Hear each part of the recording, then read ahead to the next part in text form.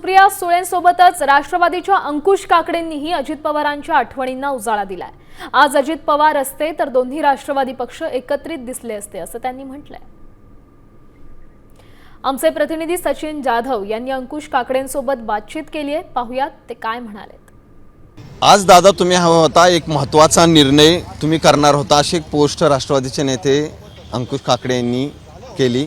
खरं तर ती चर्चेत आहे। आज 12 तारीख आहे दादा अण्णा, खरं तर ती पोस्ट आत्ता तुम्ही लिहिली, काय नेमकं आहे, काय घडलं होतं पाठीमागं आणि सगळ्या चर्चा आत्ता कशा प्रकारे सुरू आहेत? शेवटच्या क्षणापर्यंत दादा आम्हाला सांगत होते की फार आपण तिकीट वाटपाच्या बाबतीमध्ये ताणाताणी करायला नको, कारण आपण 12 तारखेलाच एकत्र येणार होतो।